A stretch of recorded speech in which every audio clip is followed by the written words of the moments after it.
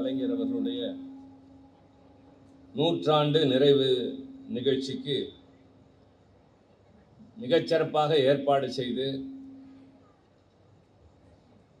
தமிழ்நாட்டிலேயே இந்த அளவிற்கு எழுச்சியோடு ஒரு நிகழ்ச்சி இதுவரை யாரும் செய்யவில்லை என்கின்ற அளவிற்கு முன்னெடுப்பு நடத்தி இந்த கூட்டத்திற்கு தலைமை தாங்கி கொண்டிருக்கின்ற திருச்சி தெற்கு மாவட்ட திராவிட முன்னேற்ற கழக கோட்டை காவலன், தமிழ்நாடு அரசின் பள்ளிக்கல்வித்துறை அமைச்சர் மாண்புமிகு அன்பில் மகேஷ் பொய்யாமொழி அவர்களே,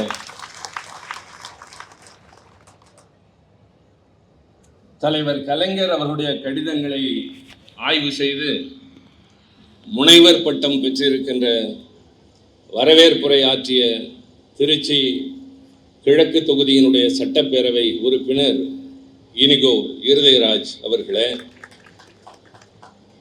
முன்னிலை பொறுப்பேற்றிருக்கின்ற மாநகர கழக செயலாளர் மண்டல குழு தலைவர் தம்பி மதிவாணன் அவர்களே, முன்னதாக இங்கே கலைஞர் புகழ்வாடி அமர்ந்திருக்கின்ற மாநிலங்களவை உறுப்பினர் என் உயிர் தங்கை டாக்டர் கனிமொழி NVN சோமு அவர்களே, அதற்கு முன்னதாக இங்கே மேடையில் ஒரு பெரிய காட்சியினை நமக்கு முன்னாலே நாடகமாக நிகழ்த்தி காட்டிய நடிகையர் திலகம் என்று பெயர் பெறக்கூடிய அளவிற்கு நளினங்களோடு உணர்ச்சி பூர்வமான கருத்துக்களை எடுத்து வைத்து அமர்ந்திருக்கின்ற என் அருமை தங்கை பேராசிரியை டாக்டர் பர்வீன் சுல்தானா அவர்களே, கந்தர்வக்கோட்டை சட்டப்பேரவை தொகுதியினுடைய உறுப்பினர் கம்யூனிஸ்ட் கட்சியை சார்ந்த சின்னதுரை அவர்களே,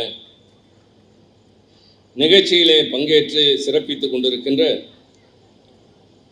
தலைமை செயற்குழு உறுப்பினர்கள் வண்ணை அரங்கநாதன் அவர்களே, KN சேகரன் அவர்களே, தம்பி சஃபியுல்லா அவர்களே, கவிஞர் சல்மா அவர்களே, செந்தில் அவர்களே, இந்த நிகழ்ச்சியிலே பங்கேற்றிருக்கின்ற மணப்பாறை ஒன்றிய குழுவின் தலைவர் தங்கை அமிர்தவள்ளி அவர்களே, நன்றி உரை ஆற்ற இருக்கின்ற மாநகராட்சி மன்றத்தினுடைய துணை மேயர் திவ்யா அவர்களே, கழகத்தினுடைய பொதுக்குழு உறுப்பினர்கள், பல்வேறு பகுதியினுடைய பகுதி கழக நிர்வாகிகள், கிளைக்கழக செயலாளர்கள்,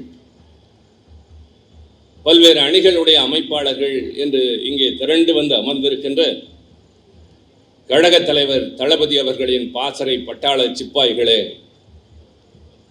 எதிர்காலத்தில் இந்த இயக்கத்தையும் இனத்தையும் வழிநடத்தி காப்பாற்ற இருக்கின்ற இளைய தலைமுறையின் இனிய தோழர்களே, உங்கள் அனைவருக்கும் அன்பான வணக்கம். நீண்ட நாட்களுக்கு பின்னால் திருச்சியில் இருக்கின்ற தேசிய உயர்நிலைப்பள்ளி மைதானத்தில் எழுச்சியான ஒரு நிகழ்ச்சி. இந்த இடத்திற்கு வர வேண்டும் என்ற ஆர்வம் எனக்கு நீண்ட நாட்களாக இருந்தது. 2008ஆவது ஆண்டு திருமதி P. சுசிலா அவர்களுக்கு ஒரு பாராட்டு விழா இங்கே நடைபெற்றது. அதற்கு பின்னால் பொது நிகழ்ச்சிகள் இங்கே நடைபெறாத நிலையில் காலையில் இருந்து தொடர்ந்து கால்பந்து போட்டிகளை நடத்தி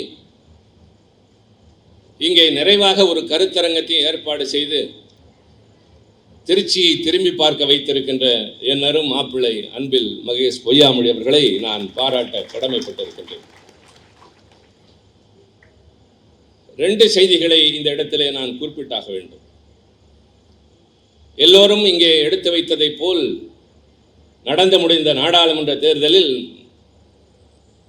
நாமும் நம்முடைய கூட்டணி கட்சியினரும் போட்டியிட்ட 40 தொகுதிகளையும் வென்றெடுத்திருக்கிறோம்.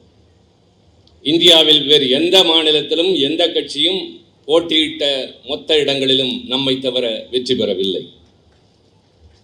அந்த 40 இடங்களிலே வெற்றி பெற்றதில் திருச்சியிலே குறிப்பாக நம்முடைய கூட்டணி கட்சியாகிய மறுமலர்ச்சி திராவிட முன்னேற்ற கழகத்திலிருந்து போட்டியிட்ட தம்பி துரை வைகோ அவர்கள் சற்றேறக்குறைய 3 லட்சத்திற்கும் அதிகமான வாக்குகளை பெற்று வெற்றி பெற்றிருக்கின்றார். இந்த 6 தொகுதிகள் அடங்கிய நாடாளுமன்ற தொகுதியில் மிக அதிகமான வாக்குகளை பெற்ற மாவட்டமாக அன்பில் மகேஷ் பொய்யாமொழியின் தெற்கு மாவட்டம் இருக்கின்றது. அதைவிட மிகச்சிறப்பு, எல்லோரும் தயவு செய்து மனதிலே பதிய வைத்துக் கொள்ளுங்கள். மகேஷ் சட்டப்பேரவைக்கு போட்டியிட்ட போது அவருக்கு கிடைத்த வாக்குகளும் அவரை எதிர்த்து போட்டியிட்டவருக்கு கிடைத்த வாக்குகளுக்குமான இடையே உள்ள வேறுபாடு 53,000. ஆனால் இன்றைக்கு துரை வைகோவுக்கு 69,000. இனிகோ இருதயராஜ் சட்டப்பேரவைக்கு போட்டியிட்ட போது அவருக்கு கிடைத்த அதிக வாக்குகளை விட இப்போது துரை வைகோ அவர்களுக்கு அதிகம் கிடைத்திருக்கிறது. இதிலிருந்து என்ன தெரிகிறது என்றால், தான் வெற்றி பெறுவதற்கு உழைப்பதை விட அதிகமாக கூட்டணி கட்சியினருக்கு உழைக்கின்ற உணர்வு நமக்கு உண்டு என்று.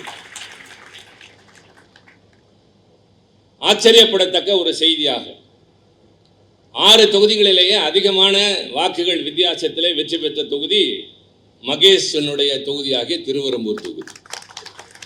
எப்பொழுதுமே திருவெரும்பூர் கழகத்தின் கோட்டை. நமக்கு ஆதரவாக வாக்குகளை அள்ளித்தரக்கூடிய ஒரு பகுதி அது, ஒரு தொகுதி அது. அதில் அவர் தொடர்ந்து 2 முறையாக இருந்து அமைச்சராக பொறுப்பேற்று இன்றைக்கு பலரும் பாராட்டத்தக்க அளவில், நான் எல்லாம் மகிழத்தக்க அளவில், பொய்யாமொழி இருந்தால் பார்த்து பரவசப்பட வேண்டிய இடத்தில் இருந்து நான் பார்த்து பரவசப்பட்டு கொண்டிருக்கிறேன். இந்த துறையிலே அவர் ஆற்றுகின்ற சாதனைகள், சட்டப்பேரவையிலே அவர் ஆற்றுகின்ற உரை, நான் கழகத் தலைவர் அண்ணன் தளபதி மு.க. ஸ்டாலின் அவரிடம் ஒரு முறை மகேஷ் பேசியதை பற்றி குறிப்பிட்டு சொன்ன பொழுது அவர் நெகிழ்ந்து போனார். நான் ஒவ்வொன்றாக சொன்னேன். இதெல்லாம் சொன்னது ரொம்ப பாராட்டத்தக்க அளவில் இருந்தது. இந்த அளவிற்கு ஒரு இளைஞன் ஒரு அமைச்சராக இருந்து பேசுவது என்பது நமக்கெல்லாம் பெருமை தரக்கூடியது என்ற போது அவரும் நெகிழ்ந்து போனார். காரணம், அவரும் பொய்யாமொழியின் இடத்துல இருக்கக்கூடியவர். இப்போது நான் இன்னொரு செய்தி இங்கே இருக்கிற அத்தனை பேருக்கும், ஒருவேளை ஊடகத்தை சார்ந்த யாராவது வந்திருந்தால், காட்சி ஊடகமோ அச்சு ஊடகமோ, அவர்கள் அத்தனை பேருக்கும் சொல்லக்கூடிய ஒன்று, நீட் தேர்வை நாம் எதிர்க்கிறோம். இந்த தேர்வு வேண்டாம் என்று சொல்லுகிற அதே நேரத்தில் குறைந்தது தமிழ்நாட்டுக்காவது விதிவிலக்கு தர வேண்டும் என்ற அளவிற்கு நம்முடைய கோரிக்கை இருக்கிறது. இந்தியாவிலே அரசியல் சட்டத்தின் 8வது அட்டவணையில் இருக்கிற 22 மொழிகளும் ஆட்சி மொழிகளாக வேண்டும் என்பது நம் கொள்கை, கோரிக்கை. அது நிறைவேறுகிற நாள் வரை தமிழையாவது ஆட்சி மொழியாக்குங்கள், எங்களுக்கு எல்லா விதமான தகுதிகளும் இருக்கின்றது என்று சொல்வதை போல், நீட் தேர்வு தேவையில்லை, மற்றவர்கள் ஏற்றுக்கொள்ளுகின்ற காலம் வருகிற வரை தமிழ்நாட்டிற்கு விதிவிலக்கு தாருங்கள் என்று கேட்கிற அதே நேரத்தில், ஒரு அமைப்பு இருக்கிற வரை அதை எதிர்த்து போராடி கொண்டே இருப்பதை விட அதிலேயும் நம்மை தக்க வைத்துக் கொள்கிற அளவிற்கு தயார் செய்து கொள்வதுதான் புத்திசாலித்தனம். இன்றைக்கு நடைபெற்று முடிந்திருக்கிற நீட் தேர்வில் கேட்கப்பட்ட கேள்விகளில் 113 கேள்விகள் தமிழ்நாட்டிலே மகேஷனுடைய தலைமையில் இயங்குகிற பள்ளி கல்வித்துறையின் அரசு பள்ளி ஆசிரியர்கள் தயாரித்து தந்த கேள்விகள் என்பதுதான். அதாவது அவர்களுக்கு பயிற்சி தருகிற போது, மாணவர்களுக்கு பயிற்சி தருகிற போது, இதெல்லாம் உங்களுக்கு வரக்கூடியவை என்று சொல்லித் தருகின்ற கேள்விகளில் இந்தியாவில் வேறு எந்த அரசு பள்ளிகளிலும் கிடையாது, தமிழ்நாட்டில் மட்டும்தான். அந்த தேர்வு கூடாது என்று சொல்வதற்கு பல காரணங்கள், அதை இங்கே விளக்குவதற்கு இப்போது நேரமில்லை. நாம் பேச வேண்டிய செய்திகள் வேறு இருக்கின்றன. ஆனால் அந்த நிலை வருகிற வரை நம்முடைய பிள்ளைகளை தயார் செய்ய வேண்டுமே தவிர பின்னுக்கு தள்ளிவிடக் கூடாது என்ற முனைப்போடு செயல்படுகிற போது, பர்வீன் பேசுகிற போது சொன்னாரே, இதற்கு முன்பாக பள்ளியிலிருந்து இடைவெளியிலே நின்று போனவர்கள் எத்தனை பேர், இப்போது எத்தனை பேர்?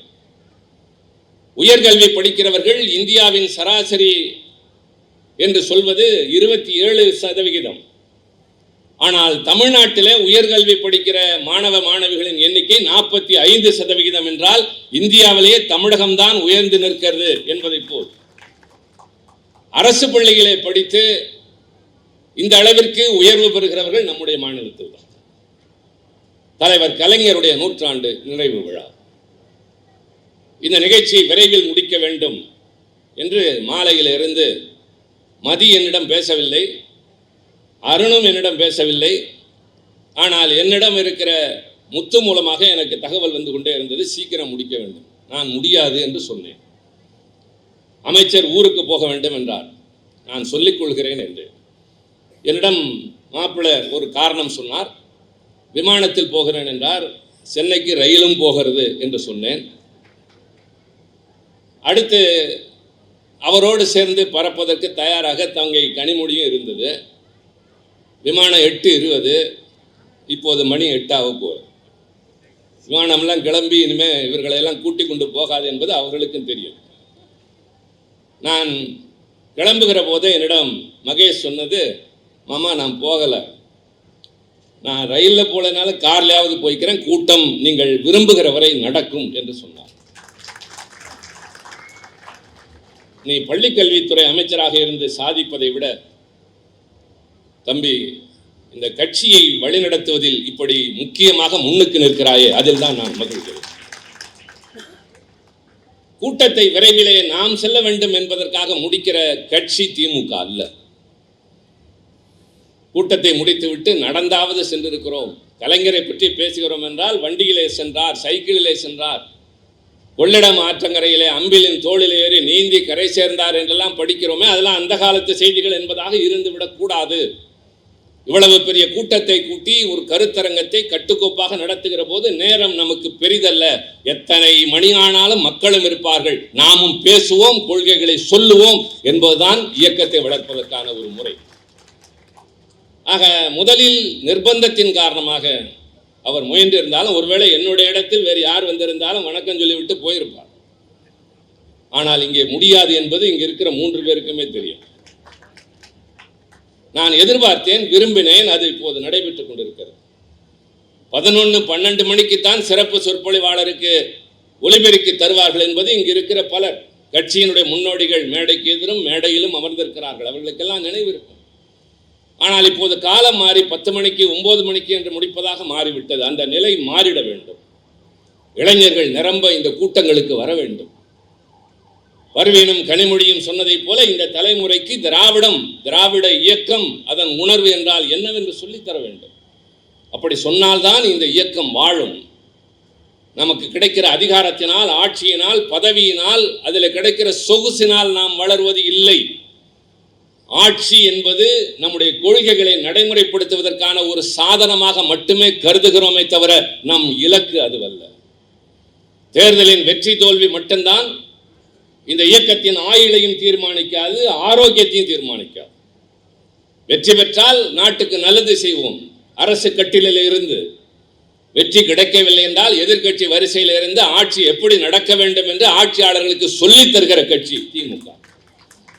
ஆக நாம் மக்களை சந்தித்துக் கொண்டே இருப்போம். டெல்லியிலே கோட்டையை கைப்பற்றுவோம் என்று எண்ணினோம், போராடினோம். நம்முடைய தலைவர் தான் அகில இந்திய அளவில் இந்தியா என்ற இந்த வலிமையான கூட்டணியை உருவாக்குவதற்கு மூல காரணமாக இருந்தவர். அந்த கூட்டணி வெற்றி பெறும் என்பதைப் போல ஒரு தோற்றம் 4ஆம் தேதி மதியம் வரை இருந்தது. பின்னர் அந்த நிலை மாறினாலும் கூட 300 இடங்கள் வைத்திருந்த ஒரு கட்சி, 400 தொடுவோம் என்ற கட்சி 240 பிடிப்பதற்கே தொங்கிக் கொண்டிருந்த நிலைக்கு கொண்டு வந்து நிறுத்தினோம் என்றால் அதுதான் திராவிட முன்னேற்ற கழகத்தின் வலிமை. என்னிடம் சில பேர் பேசினார்கள், நான் யார் என்று சொல்ல விரும்பவில்லை.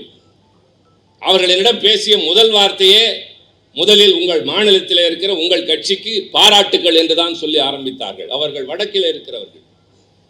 இந்த அளவிற்கு ஒரு வெற்றியை யாரும் எதிர்பார்க்கவில்லை, இந்தியாவில் நீங்கள் மட்டும்தான் பெற்றீர்கள் என்கிற அளவிற்கு, இன்னும் சரியாக சொல்ல வேண்டும் என்றால் தளபதி கட்சி தலைவராக பொறுப்பேற்றிலிருந்து போட்டியிட்ட அத்தனை தேர்தல்களிலும் முழுமையான வெற்றியை பெற்றிருக்கிறார். தமிழ்நாட்டில் இருக்கிற 21 மாநகராட்சிகளும் நம்முடைய கையில். உள்ளாட்சி மன்றங்களில் பெரும்பான்மை நம்மிடம் கூட்டணி கட்சிகளிடம். ஆட்சி தமிழகத்தில் நம்மிடம். டெல்லியிலே நாம் ஆட்சியில் இல்லாவிட்டாலும் அங்கே இருக்கிற ஆட்சியை இயக்குகிற கட்சியாக திமுக இருக்கின்றது. இந்த தேர்தலிலும் அப்படித்தான். ஆக இதற்கெல்லாம் காரணம் யார் என்று பார்க்கிற போது கலைஞர் என்று சொல்கிறோம். கலைஞர் என்ற தலைவருடைய பெருமை என்பது அவர் முதல்வராக இருந்தது அல்ல. நம்முடைய தங்கைமார்கள் 2 பேரும் இங்கே பேசுகிற போது ஏன் கலைஞரை பற்றி பேச வேண்டும் என்றார். ஒரு மனிதன் இல்லை, இப்பொழுது இருக்கிற மனிதனை பற்றி பேசினால்தான் ஏதாவது கிடைக்கும். இருக்கிற மனிதன் ஏதாவது செய்யக்கூடியவராக இருந்து சுற்றி வந்தால்தான் ஏதாவது நடக்கும். இந்த மனிதனை சுற்றி வரவில்லை என்றால் ஏதாவது பாதகம் நடக்கும் என்பதற்காக சுற்றி வருகின்ற ஒரு உலகத்தில் இல்லாத ஒருவரை பற்றி ஊருக்கு ஊர், நாட்டுக்கு நாடு, தமிழ் பேச தெரிந்த அத்தனை பேரும் பேசுகிறோம் என்றால் அதற்கு காரணம் என்ன? இந்த வாழ்க்கையை எல்லோராலும் வாழ்ந்திட முடியுமா? மனிதன் உயிர் வாழ்கின்ற நேரத்திலே கூட பாராட்டு பெறுவது அரிது. ஆனால் அவர் மறைந்ததற்கு பின்னாலும் இன்னமும் அவரை போற்றிக் கொண்டிருக்கிறோம். கடற்கரையிலே அவருடைய நினைவு இடம் என்பது இன்றைக்கு எப்படி மாறி இருக்கிறது? தமிழகத்தில் இருக்கிற யார் சுற்றுலா பயணியாக வந்தாலும், வெளிநாட்டு பயணியாக இருந்தாலும், வேறு மாநிலத்தவராக இருந்தாலும் செல்லக்கூடிய இடங்களில் முக்கியமான இடம் கலைஞரின் நினைவிடம், அவருடைய வாழ்க்கை வரலாற்றை சொல்லுகின்ற இடம். அந்த அளவிற்கு ஒரு வாழ்க்கையை வாழ்ந்தார் என்று சொல்லுகிற போது நான் இங்க இருக்கிற அத்தனை பேருக்கும் சொல்லுவேன், ஒரே ஒரு கேள்வி. இந்த கூட்டத்திற்கு முழு நேரமாக நம்முடைய கட்சியிலே பணியாற்றுகிறவர்களுக்கு அப்பாற்பட்ட சில பேர் வந்திருக்கிறார்கள். தாய்மார்கள், வேறு சிலர் வந்திருப்பார்கள். புதிய இளைஞர்களை யாராவது நண்பர்களாக இங்கே அழைத்து வந்திருக்க கூடும். நான் அவர்களுக்கெல்லாம் சொல்லுவேன், ஒரே ஒரு கேள்வி கேட்டு பாருங்கள். இன்று இரவு விடை தேடுங்கள். ஏன் இங்கேயே தேடுங்கள். இந்த மண்ணில், நாம் வாழ்கின்ற இந்த நாட்டில் பெரியார், அண்ணா, கலைஞர், இந்த 3 பேர் மட்டும் பிறந்திருக்காவிட்டால் நாம் எல்லாம் யாராக இருந்திருப்போம்? எனக்கு தெரியும். நான் மகேஷிடம் வருத்தப்பட்டு அல்லது விளையாட்டாக கோபப்பட்டு சொன்னது, என் பெயருக்கு பின்னால் எம்பி என்பதை விட ஏன் MABL என்பதை போடவில்லை என்று கேட்டேன் அல்லவா? காரணம், என் தலைமுறையில், என் பரம்பரையில் நான் தான் முதல் MABL. மகேஷனுடைய தந்தை பட்டதாரி, ஆனால் இவர் MCA, முதுகலை பட்டதாரி. கனிமொழி டாக்டர், பர்வீன் அவர் ஒரு பேராசிரியை, இனிகோ ஒரு முனைவர். இங்க இருக்கிற எல்லோரும் இப்படி என்று சொன்னால் இந்த வளர்ச்சிக்கு யார் காரணம்? இன்னும் சொல்வேன், பெரியார் சொன்ன வழியில் அண்ணா என்ற ஒரு தலைவன் கட்சி ஆரம்பித்து கலைஞர் காப்பாற்றி இருக்காவிட்டால் நாடாளுமன்ற கட்டடத்தை நான் படங்களில் மட்டும்தான் பார்த்திருக்க முடியும். அந்த மன்றத்திலே நின்று நான் முழங்குகின்றவனாக மாறி இருக்க முடியாது. சென்னை கடற்கரை சாலையிலே வந்து இதுதான் வெள்ளையன் செஞ்சார்ஜ் கோட்டை ஆண்டான் என்று பார்த்துவிட்டு தான் மகேஷும் சின்னதுரையும் வந்திருக்க முடியுமே தவிர, உள்ளே சென்று ஒருவர் அமைச்சராக இன்னொருவர் சட்டமன்ற உறுப்பினராக அமர்ந்திருக்க முடியாது. சாதாரணமானவனும் சட்டம் இயற்றுகிற மன்றத்திற்கு சென்றதற்கு காரணம் இந்த தலைவர்கள். நீதிமன்றத்திலே நீதி பரிபாலனம் செய்கின்றவர்களாக, ஏழை எளியோர்களுக்கு நியாயத்தை பெற்றுத்தரக்கூடிய வழக்கறிஞர்களாக, பிள்ளைகளுக்கு வருங்காலத்தை போதிக்கக்கூடிய ஆசிரியர்களாக, உலகத்திலே தலை சிறந்து விளங்குகின்ற பொறியாளர்களாக இன்றைக்கு தமிழன் விளங்குகிறான் என்றால் அதற்கு ஒரே காரணம், பறக்கிற கருப்பு சிவப்பு கொடி. அதன் மூலம் பெரியார், அவர் வழியில் அண்ணா கண்ட அரசியல் இயக்கம், அவர் வழியிலே கலைஞர் காப்பாற்றி இன்றைக்கு தளபதி காப்பாற்று. அதனால் அவர்களை பேசுகிறோம், பேசி தீர வேண்டும். இவர்கள் இல்லை என்றால் நம்மை என்றைக்கோ ஏதேதோ ஆக்கியிருப்பார்கள். நான் அடிக்கடி சொல்வேன், ஒரு கல்லூரியிலே பேசி முடித்த போது மாணவர்கள் கேள்வி கேட்க எழுந்து நின்று ஒவ்வொருவராக கேட்டபோது ஒரு மாணவன் கேட்டான், சாதியற்ற சமத்துவம் இல்லாத சமுதாயம் என்று பேசுகிறீர்கள், யாதும் ஊரே யாவரும் கேளீர் என்கிறீர்கள், பிறப்புக்கும் எல்லா உயிர்க்கும் என்கிறீர்கள். ஆனால் பள்ளியிலோ கல்லூரியிலோ நான் நுழைகிற போது என் பெயருக்கு அடுத்து கேட்கிற கேள்வி, நீ என்ன ஜாதி என்பதுதானே, உங்கள் அரசாங்கம் தானே அந்த கேள்வியை கேட்கிறது என்று சொன்னவுடன் அந்த அரங்கமே அந்த மாணவனுக்கு ஆதரவாக கரவொலி எழுப்பினார். பதில் சொல்ல வேண்டிய பொறுப்பு எனக்கு. நான் என்ன சொன்னேன் தெரியுமா? ஆம் தம்பி, இதே நாட்டில் ஒரு காலத்தில் உன் சாதி என்ன என்று கேட்டார்கள், நீ படிக்க கூடாது என்பதற்காக. இப்போது நாங்கள் கேட்கிறோம், முதலில் நீ தான் படிக்க வேண்டும் என்பதற்காக. சாதியின் அடிப்படையில் யார் புறக்கணிக்கப்பட்டார்களோ, ஒடுக்கப்பட்டார்களோ, ஒதுக்கப்பட்டார்களோ அவர்களை உயர்த்துவதுதான் எங்கள் முதல் நோக்கம். ஆதிக்கமற்ற சமுதாயம் என்று சொன்னால் நான் யாருக்கும் உயர்ந்தவன் இல்லை, எனக்கு எவனும் தாழ்ந்தவன் இல்லை என்பதை விட எனக்கு யாரும் உயர்ந்தவன் இல்லை, நானும் யாருக்கும் உயர்ந்தவன் இல்லை, எனக்கு மேல் எவனையும் உயர்ந்தவனாக நான் கருதுவதும் இல்லை. தொல்காப்பியம் படித்த பர்வீன் சுல்தானா இருக்கிறார். கம்பராமாயணத்தை விட அவர் தொல்காப்பியம் நன்றாகவே பேசலாம். அவருக்கு பிடித்த இலக்கியமாக ராமாயணத்தை சொன்னார், அவ்வளவுதான். ஏற்றுக்கொள்ள வேண்டிய இலக்கியம் என்று சொல்லவில்லை. அடுத்த இடத்திற்கே கண்ணகிக்கு வந்து சேர்ந்தார். இதெல்லாம் தான் இந்த இயக்கம் செய்த புரட்சி. அறிஞர் அண்ணா தான் முதலாக சொன்னார். என்னவெல்லாம் செய்ய வேண்டும் என்று சொல்லுகிற போது நம்முடைய பிள்ளைகளுக்கு என்ன சொல்லித் தருகிறோம்? விளையாண்டு கொண்டிருக்கிற பிள்ளை அண்ணாந்து பார்த்தால் கருடன் பறந்தால் அதை பார்த்து கன்னத்தில் போட்டுக்கொள்ள சொல்லித் தருகிறோம். ஆனால் அதே மேலை நாட்டுக்காரன் மேலே பறக்கிற விமானத்தை காட்டி இது எப்படி காற்றை கிழித்துக் கொண்டு பறவையை போல் செல்கிறது என்று சொல்லிக் கொடுக்க ஆரம்பித்தான். இவன் இன்னும் பழைய நிலையிலேயே இருக்கிறான். நம்முடைய வரலாறு தெரியாமல் வளர்க்கிறார்கள். வீரன் யார் என்றால் வில்லுக்கு விஜயன் என்று சொல்கின்ற அர்ஜுனன் தான் என்று சொன்னார்கள். அதைத்தான் ஊர் ஊராக நாடகமாக நடத்தி நம்முடைய மக்களுக்கு போதித்தார்கள். அந்த தாய்மார்களும் பெரியவர்களும் பிள்ளைகளுக்கு அதையே சொல்லிக் கொடுத்தார்கள். அந்த அர்ஜுனன் பிரம்மாஸ்திரம் நாகாஸ்திரம் என்று கடவுளிடம் வேண்டி வரம் பெற்று இல்லாத அஸ்திரத்தை பெற்று பறக்காத ஒன்றை பறக்க வைத்து வென்றான் என்று புராணம் சொல்லுகிறது. ஆனால் அவனல்ல வீரன். தன் தோள் வலிமையாலும் வாழ் வலிமையாலும் இமயம் வரை சென்று படித்தவனை எதிர்த்து வெற்றி கண்டு அவன் தலையில் கல்லை கொண்டு வந்தானே சேரன் செங்குட்டுவன், அவன் தான் அடா வீரன், உன் முன்னோர் என்று சொன்னது அண்ணா. கொடைக்கு சிறந்தவன் யார் என்றால் உடலில் கவச குண்டலங்களோடு பிறந்து இருப்பதையெல்லாம் அள்ளி கொடுத்த கர்ணன் என்றார்கள். மனிதன் பிறக்கிற போது கை கால்கள் இருக்கும், காது இருக்கும், மூக்கு இருக்கும். அது எப்படி கவசம் இருக்கும்? உலோக கவசம். அதுவும் அந்த உலோகம் எப்படி மனிதன் வளர வளர கூடவே வளரும் சொன்னார்கள், கேட்டோம், நம்பினோம். அவனல்ல கொடைவள்ளல். தான் நிறுத்திவிட்டு போன தேரில் படர்ந்த முள்ளையை தொல்லை செய்யக்கூடாது என்று அந்த தேரை விட்டு போனானே பாரி, அவன்தான் அடா உனக்கு முன்னோர். பாஞ்சாலி அல்ல உன் இனத்தின் வழிகாட்டி. இங்கே பர்வீன் சொன்னதை போல கண்ணகியும் மாதவி தாயும் தான். ஏன் கண்ணகி? நாடாளுகின்ற மன்னனின் கொற்றவை இடத்திற்கு சென்று அவனுடைய கொற்றம் சூடுகின்ற இடத்திலே நின்று கால் சிலம்பை கையில் எடுத்து நீதி கேட்கின்ற உரிமை கேட்கிற பெண்ணாக ஒரு தமிழ் பெண் அந்த காலத்திலே இருந்திருக்கிறாள். அவள் தானடா வழிகாட்டி. இதெல்லாம் சொன்னது அண்ணா. பெரியார் என்ற மனிதன் சொன்ன கொள்கைகள் நடைமுறைக்கு வர வேண்டும். அதற்கு என்ன செய்ய வேண்டும்? ஆட்சியும் அதிகாரமும் கையில் இருந்தால்தான் முடியும் என்பதை அனுபவம் உணர்த்தியது. ஆட்சியாளரிடம் மனு கொடுப்போம், பெற்றுக்கொள்வார்கள். செய்ய விருப்பம் இல்லாமல் இருக்கலாம், செய்ய துணிவில்லாமல் இருக்கலாம், நாம் கேட்டதில் அவர்களுக்கு உடன்பாடு இல்லாமல் இருக்கலாம். இதை உணர்ந்து பார்த்து அந்த இடத்திற்கு நாமே செல்ந்தால்தான் நடக்கும் என்று முடிவெடுத்தது அண்ணா. அதிகாரம் எந்த வர்க்கத்தின் கையில் இருக்கிறதோ அந்த வர்க்கத்திற்கு ஆதரவாகத்தான் செயல்படும் என்று சொன்னவன் காரல் மார்க்ஸ். அதே வழியிலே அதிகாரத்தை கையில் எடுத்து ஒடுக்கப்பட்டவனுக்காக ஆட்சி என்று நிலைநிறுத்தியது அண்ணாவும் கலைஞரும். நண்பர்களே, இது வெறும் பொதுக்கூட்டம் அல்ல. நான் பொதுக்கூட்டத்தை குறைவாக சொல்லவில்லை. அங்கே பல கருத்துக்கள், அரசியல் கருத்துக்கள், மாற்றார்களை விமர்சிக்க வேண்டும், சிலவற்றை மக்களுக்கு விளக்கி சொல்ல வேண்டும். ஆனால் இங்கே அப்படியல்ல. ஒரு தலைவனை பற்றி பேசுகிறோம் என்றால் ஒரு வரலாற்றினை பற்றி பேசுகிறோம். அவர் ஒரு யுகத் தலைவர். கலைஞர் என்பவர் சாதாரணமானவர் அல்ல, தொலைநோக்கு பார்வையுடைய ஒரு யுகத் தலைவன்.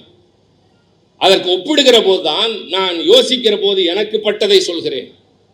உலகத்தில் ஒவ்வொரு காலகட்டத்திலும் ஒவ்வொரு இடத்திலும் சில தலைவர்களின் மூலமாக அந்த நாடுகள் முன்னேற்றம் கண்டிருக்கிறது. அடிமை உணர்வோடு வாழ்ந்து கொண்டிருந்த மக்கள் அதிலிருந்து விடுபட்டு இருக்கிறார்கள். நான் அடிக்கடி சொல்வேன், இந்த நாட்டில் மக்கள் தொகை அதிகம், மனிதர்கள் குறைவு. அடிமைகள் இல்லை, ஆனால் அடிமைத்தனம் இருக்கிறது. நன்றாக யோசித்தால் இதற்கெல்லாம் விடை கிடைக்கும். நான் பேச்சு வாக்கில் சொல்கிறேன். பேராசிரியையும் என் தங்கை கனிமொழியும் இனிகோவும் யோசிக்க வேண்டும். தேநீர் கொடுப்பதற்கு வருத்தப்பட்ட என் தங்கை செல்போனை பார்த்து கொண்டிருக்கிறார்.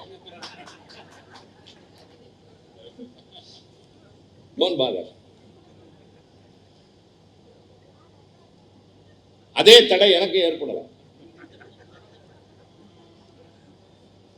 அந்த ஒரு நிகழ்வினை சொல்லுகிற போது ஒவ்வொரு காலகட்டத்திலும் நான் சொன்னதை அவர் திரும்பி கேட்க வேண்டும் என்பதற்காக சொல்லுகிறேன். மக்கள் தொகை அதிகம், மனிதர்கள் குறைவு. அடிமைகள் இல்லை, ஆனால் அடிமைத்தனம் இருக்கிறது. அடிக்கோடு இட்டுக் கொள்க பேராசிரியர் அவர்களே. யோசித்து பார்க்கிற போது பல உண்மைகள் புலப்படும். நான் உன்னை அடிமையாக நடத்தவில்லை, ஆனால் நான் அடிமையாக இருக்கிறேன் என்று எவன் சொல்கிறானோ அதற்கு பேர் தான் அடிமைத்தனம் என்பது. பல்லக்கு தூக்குவது என்பது இழிவான தொழில்.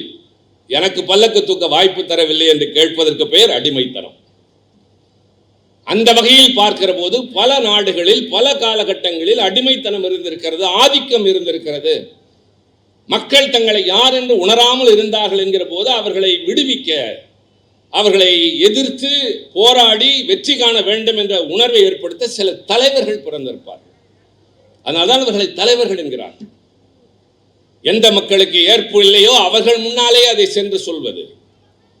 அரபு பாலைவனத்தில் ஒரு காலத்தில் இஸ்லாமிய சமயத்தை சார்ந்தவர்கள் இப்போது ஹஜ் பயணம் போகிறார்கள். அவருடைய மூல கொள்கை என்பது என்ன? இறைவன் ஒருவனே, அவனுக்கு வடிவம் இல்லை. ஆனால் ஒரு காலத்தில் இந்த இஸ்லாமிய சமுதாயம் தோன்றிய அரபு நாடுகளில் ஒரு நாளைக்கு ஒரு விக்கிரகம் என்று வைத்து 365 விக்கிரகங்களை வணங்கிக் கொண்டிருந்த காலகட்டத்தில் மதுவுக்கும் சூதாட்டத்திற்கும் தங்களை மயக்கி இழந்து கொண்டிருந்த குரூர மனம் கொண்டவர்கள் வாழ்ந்து கொண்டிருந்த அந்த பாலைவன மண்ணில் பெண் குழந்தை பிறந்தால் உயிரோடு மண்ணை தோண்டி புதைத்த இரக்கமற்றவர்கள் இருந்த மண்ணில் ஒரு மனிதன் தோன்றி விக்கிரகங்களை வணங்கிக் கொண்டிருந்தவர்களுக்கு முன்னால் இல்லை, இறைவன் ஒருவனே, அவனுக்கு உருவமில்லை என்று சொன்ன அண்ணல் நபிகள் நாயகம் எவ்வளவு பாடுபட்டிருப்பார் யோசியுங்கள். அதுதான் வெற்றி. எந்த மக்கள் தங்களை உணராதவர்களாக எதை தவறு செய்து கொண்டிருக்கிறார்களோ அவர்களுக்கு முன்னால் செய்வது, அதைத்தான் பெரியார் செய்தார். ஏற்க மறுத்தவர்கள் என்பதை விட உணராதல் இருந்தவர்கள், யாருக்காக பேசினோமோ அவர்களை எதிர்த்தார்கள். ஆனால் அவர்களை மனமாற்றம் செய்ய பெரியார், அவருக்கு அதை எளிதாக்கி தந்த அறிஞர் அண்ணா. நான் அடிக்கடி சொல்வேன், பெரியார் சொன்ன இந்த தத்துவம், சாதி இல்லை, பிரிவு இல்லை, மனிதன் மத்தியிலே ஏற்றத்தாழ்வு இல்லை, மதங்களால் எந்த விதமான பிளவும் இருக்கக்கூடாது என்று உலகத்திலே முதலாக பெரியார் தான் சொன்னாரா? இல்லை, புத்தன் சொன்னான். புத்தனுக்கு அடுத்து சொன்னது இதே மண்ணிலே பிறந்த வள்ளலார் சொன்னார். ஆனால் புத்தர் இந்தியாவிலே தோற்று போனார். வேறு நாடுகளிலே அவரை ஏற்றுக்கொண்டிருக்கிறார்கள். ஏற்றுக்கொண்டவர்கள் அந்த வழியை சரியாக பின்பற்றுவதில்லை. இலங்கை ஒரு உதாரணம். வள்ளலார் எரிக்கப்பட்டாரா அல்லது ஜோதியாக மாறினாரா இன்னும் தெரியவில்லை. ஆனால் பெரியார் வெற்றி பெற்றார். ஏன் தெரியுமா? புத்தருக்கும் வள்ளலாருக்கும் பெரியாருக்கு கிடைத்ததை போல், அண்ணாவை போல் ஒரு தளபதி கிடைக்கவில்லை, ஒரு தலகர்த்தன் கிடைக்கவில்லை. அந்த வகையில் தான் நான் இந்த தலைவர்களை பற்றி யோசிக்கிற போது, இவர்களால் வாழ்வு பெற்றோம் என்று சொல்லுகிற நேரத்தில் இவர்களுக்கு ஈடாக யார் யாரெல்லாம் இருப்பார்கள்? அவர் யாரையோ படித்தார், டான்சேனியா என்றெல்லாம் சொன்னார். இனிக்கோ பர்வீன் சொன்னார். கனிமொழி இயல்பு நடையிலே பேசினார். அவர் சொன்னதை போல் டெல்லிக்கு வந்தவுடன் தான் அவருக்கு பாடம் இருக்கிறது. கடினமாக இல்லை, மென்மையாகத்தான். காரணம், இது பயிற்சி. கடினமாக எப்போது இருப்பேன், மென்மையாக எப்போது பாடம் சொல்வேன், அதெல்லாம் மகேஷுக்கும் தெரியும், கணிக்கும் தெரியும். அந்த அளவிற்கு நான் யோசித்த போது எனக்கு ஒன்று தெரிகிறது. உலகத்திலேயே அரசியல், தத்துவம், இலக்கியம் எல்லாவற்றிற்கும் முதல் நாடு என்று சொல்லக்கூடிய நாடு கிரேக்க நாடு. அந்த கிரேக்க நாட்டில் பிறந்து பல அறிஞர்களுக்கு பின்னால் பிறந்தாலும் சிந்தனை உணர்வை இளைஞர்களுக்கு ஊட்டி மாற்றத்தை ஏற்படுத்திய மாபெரும் தலைவன் சாக்ரட்டிஸ். அந்த சாக்ரட்டிஸுக்கு ஒரு அருமையான மாணவன் பிளாட்டோ. பிளாட்டோவினுடைய மாணவன் தான் அரிஸ்டாட்டில். அரிஸ்டாட்டிலுடைய மாணவன் தான் அலெக்சாண்டர். Socrates, Aristotle, Plato. அப்படியே வருவீர்களானால் பொது உடைமை தத்துவம், சின்னதுரை, மார்க்ஸ், லெனின், ஸ்டாலின், 3 பேரும் ஒவ்வொரு வகையிலே தனிப்பட்டவர்கள். ஆனால் 3 பேராலும் அந்த தத்துவம் வளர்ந்தது. சன்யாட்சன், அவருக்கு முன்னால் கன்ஃபூசியஸ், சன்யாட்சனுக்கு பின்னால் மாசேதுங். இது சீன நாட்டில். அதே போல இந்தியாவிலே எடுத்துக்கொள்வீர்களே ஆனால் விடுதலை போராட்ட காலத்தில் காந்தி, நேதாஜி, அடுத்து நேருஜி. தமிழ்நாட்டை எடுத்துக்கொள்வீர்களே ஆனால் அதே போல சொல்ல வேண்டும் என்று சொன்னால் பெரியார், அண்ணா, கலைஞர். தொல்காப்பியர், திருவள்ளுவர், இளங்கோவடிகள் என்ற இலக்கியத்தை சொல்வது போல அரசியலில், தத்துவத்தில், மக்களுக்காக பாடுபட்டதில் நான் சொன்ன இந்த பெரும் தலைவர்கள் வரிசையில் எங்கள் தலைவர்கள் வருகிறார்கள் என்கிற போது நான் ஒரு அரசியல் கட்சியில் இல்லை, மாபெரும் தலைவர்கள் உருவாக்கிய ஒரு ராஜபாட்டையில் ஒரு வீரனாக நடைபோடுகிறேன். அந்த உணர்வு தான் உங்களுக்கும் வர வேண்டும், எங்களுக்கும் இருக்கிறது, இன்னும் பலருக்கு வர வேண்டும்.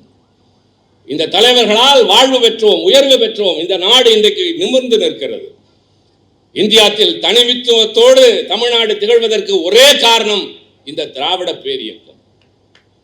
சமுதாய சீர்திருத்தத்திற்காக ஒரு காலத்தில் இத்தாலி நாட்டிலே போரிட்ட, அந்த காலத்தில் கரிபால்டி என்று சொல்வார்கள், மாசினி என்பார்கள். முதலாக கருப்பு உடை உடுத்தியது அவன்தான், மாசினியும் கரிபால்டி. அதற்கு அடுத்து மக்களிடையே சமத்துவம் வேண்டும் என்பதற்காக மார்க்ஸ் கண்ட நிறம் சிவப்பு, அது சமுதாய மாற்றத்திற்கு கருப்பு, பொருளாதார சமத்துவத்திற்கு சிவப்பு. இந்த ரெண்டுக்கும் சேர்த்து நிற்கிற கட்சி கருப்பு சிவப்பு திமுக.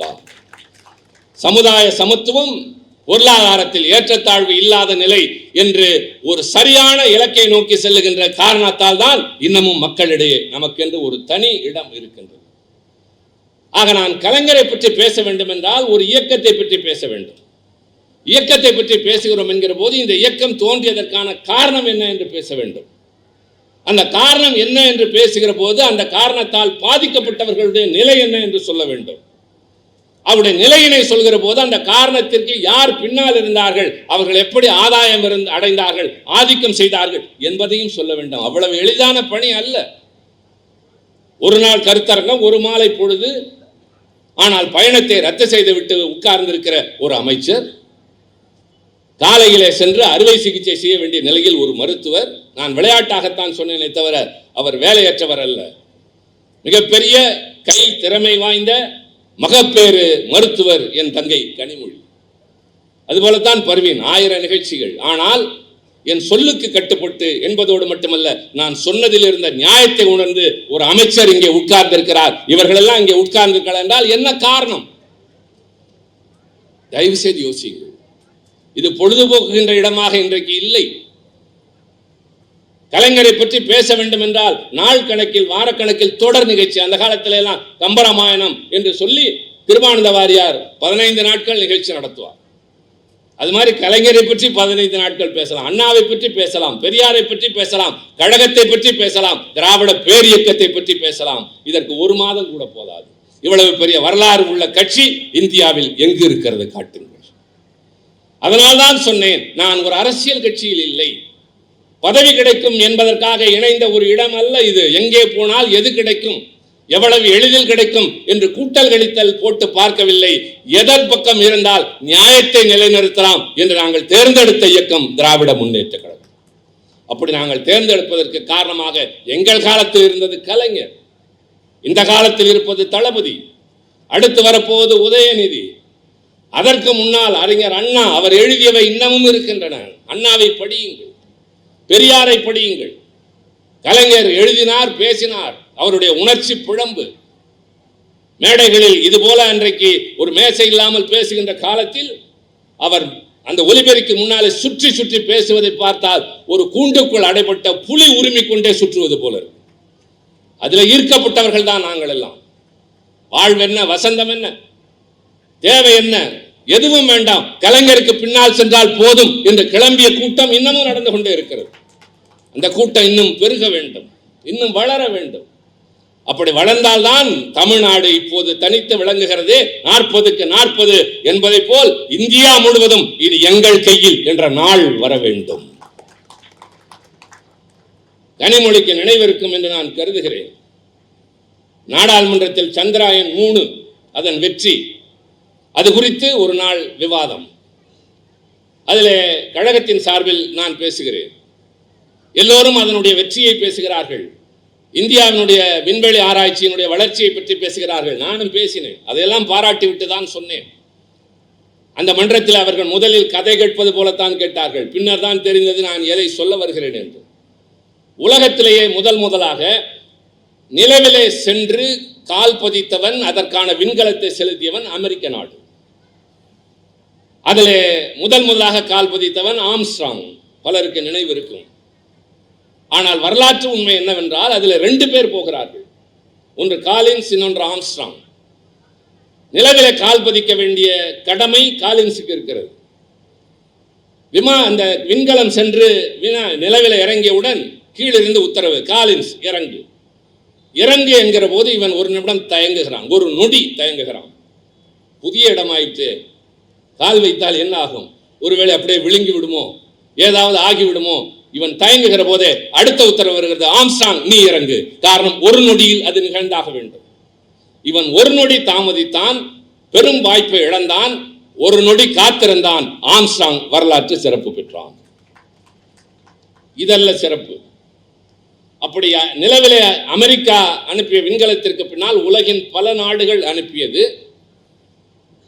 அதிலே முதலாக நிலவிலே தண்ணீர் இருக்கிறது என்று கண்டுபிடித்து விட்டு வந்த விண்கலம் இந்தியாவின் விண்கலம் சந்திராயன் 1. அதன் இயக்குனர் மயில்சாமி அண்ணாதுரை.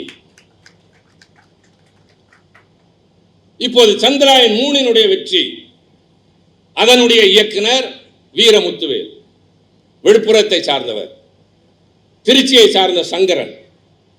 இதில் என்ன சிறப்பு, இதுவரை நிலவிலே எந்த விண்கலமும் செல்லாத தென்பகுதியிலே சென்று இது இறங்குகிறது. என்ன காரணத்திற்காக? அதுதான் முக்கியம். செவ்வாய் கிரகத்திற்கு மனிதன் செல்ல விரும்புகிறான், ஆனால் செல்ல முடியாது. அங்கே மனிதன் உயிர் வாழ முடியாது. வெப்பம், தண்ணீர் என்பது மருந்துக்கும் கிடையாது. நிலவின் தென்பகுதியிலிருந்து செவ்வாய் கிரகத்திற்கு எளிதில் தண்ணீர் கொண்டு போக முடியும் என்று கணித்து அங்கே போய் இறங்கிய விண்கலத்தின் இயக்குனர் வீரமுத்துவேலும் சங்கரனும். சூரியனை ஆய்வு செய்ய விண்கலம் போகிறது ஆதித்யா 1. அதனுடைய இயக்குனர் செங்கோட்டையை சார்ந்த இஸ்லாமிய பெண்மணி ஷாபி பானு. 5000 கிலோமீட்டர் சென்று தாக்கக்கூடிய ஏவுகணை அக்னி 5. முதலாக அக்னி 1 அப்துல் கலாம் கொண்டது. அக்னி 5 5000 கிலோமீட்டர் சென்று தாக்கக்கூடியது. அதன் இயக்குனர் பீமநகரிலே பிறந்த சங்கரி என்ற பெண்மணி. நான் இதையெல்லாம் சொல்லிவிட்டு சொன்னேன், மயில்சாமி அண்ணாதுரை, வீரமுத்துவேல், சங்கரன், ஷாஃபி பானு, இந்த சங்கரி, இவர்களெல்லாம் இந்தியாவிற்கு பெருமை தேடி தந்த தமிழர்கள். அடுத்து முக்கியமாக இவர்களெல்லாம் அரசு பள்ளியில் படித்தவர்கள். அதைவிட முக்கியம், இவர்கள் யாரும் இந்தியும் படிக்கவில்லை, சமஸ்கிருதமும் படிக்கவில்லை. இதை சொன்னவுடன் அங்கே பாரதிய ஜனதாவினர் என்னை பார்த்து சிரித்தார்களை தவிர கோபப்படவில்லை. எவ்வளவு நளினமாக இந்தியும் வேண்டாம், எனக்கு சமஸ்கிருதமும் வேண்டாம் என்பதை சொல்கிறார்கள் பார் என்று. பல நேரங்களில் நட்டா வந்து வெளியே சொல்வார், நன்றாக விமர்சிக்கிறீர்கள், ஆனால் கேட்பதற்கு இனிமையாக இருக்கிறது என்றுதான் சொல்வார். ஆக நம்முடைய நோக்கம் என்பது இந்தியும் சமஸ்கிருதமும் இருந்தால்தான் முன்னேற முடியும் என்பது இல்லை. உலகத்தை கையிலே கொண்டு வந்து தருகிற கூகுளின் தலைவர் பொறுப்பில் இருக்கிற சுந்தர் பிச்சை என்ற என் சகோதரன், தமிழன், அரசு பள்ளிகளை படித்தவர். அரசு பள்ளிகளுக்கெல்லாம் தலைவன் இங்கே உட்கார்ந்திருக்கிற என் மாப்பிள்ளை. மிகச்சிறப்பாக இன்றைக்கு தமிழகம் அதில் புகழ் பெறுகிறது என்று சொன்னால், தமிழன் இந்தி படிக்க வேண்டாம் என்று சொல்லவில்லை, இந்தி எங்களுக்கு தேவையில்லை என்று தான் சொல்கிறோம்.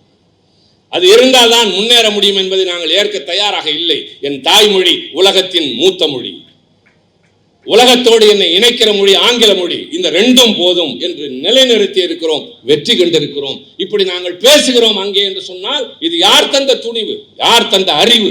அண்ணாவும் கலைஞரும் தந்த அறிவும் துணிவும் தான் அங்கே எங்களை நிறுத்துகிறது, இவர்களை இங்கே நிறுத்துகிறது. அதனால்தான் சொன்னேன், பேசிக்கொண்டே போகலாம்.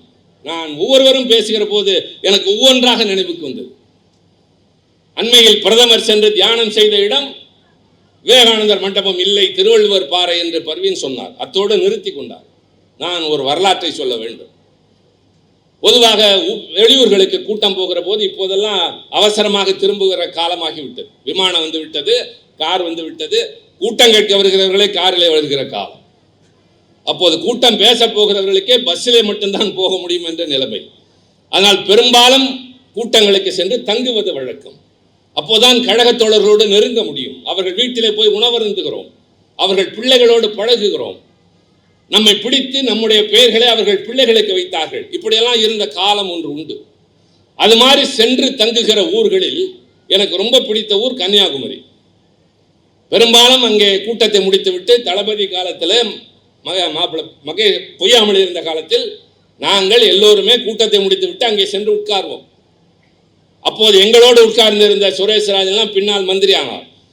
அது மாதிரி பல அனுபவங்கள் உண்டு. அது எங்களுக்கு மட்டுமில்லை, கலைஞருக்கும் உண்டு. அந்த நாட்களில் ஒரு முறை கூட்டத்தை முடித்துவிட்டு இரவு நேரத்தில் கலைஞர் போய் கடற்கரையில் உட்கார்கிறார். உட்கார்ந்து விட்டு அமைதியாக இருக்கிறார். எப்பொழுதும் கலகலப்பாக பேசுகிறவர், அடுத்தவர்களை பேச வைக்கிறவர், அமைதியாகவே இருக்கிறார்.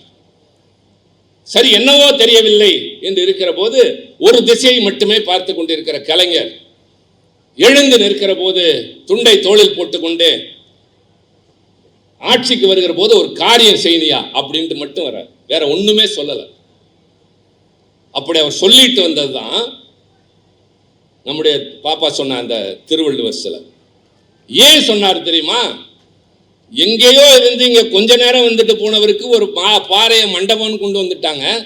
ஆனால் இப்படி 3 கடல் சங்கமிக்கிற இந்தியாவின் கடைக்கோடி, தமிழகத்தினுடைய மும்முனை, லெமூரியா கண்டம் என்று இருந்த பகுதியில் இருக்கிற இடத்தில் தமிழனின் அடையாளமாகிய திருவள்ளுவருக்கு ஒரு பாறையில் சிலை வைக்க வேண்டும் என்று அன்றைக்கே அவர் மனதிலே பட்டது. ஆட்சிக்கு வந்தவுடன் செய்து காண்பித்தார். அதுதான் ஒரு தலைவனுக்கு அப்படியே மனசுல பட்டு என்னைக்காவது ஒரு நாள் நடத்தி காட்டுறது. சினிமாவில் அவர் வசனம் எழுதியிருக்கார், நிறைய எழுதியிருக்கார், எல்லாத்தையும் நடைமுறைப்படுத்தியிருக்கார். ரொம்ப வேண்டாம், பராசக்தி படத்துக்கு போங்க, அதுல வந்த ஒவ்வொரு வசனமும் அவர் ஆட்சிக்கு வந்தவுடன் பின்னாளில் நடந்திருக்கிறது. கடைசி காட்சியில SSR வருவார், கால் நொண்டிக்கிட்டே வருவார். என்னையா வேணும்? பிச்சையா? இல்லைங்க, மாநாட்டுக்கு நிதி வேணும். மாநாடா? ஆமா, பிச்சைக்காரர்கள் மாநாடு நடத்த போறோம். ஓ, பிச்சைக்காரனா மாநாடு நடத்துற அளவுக்கு வந்துட்டீங்களா?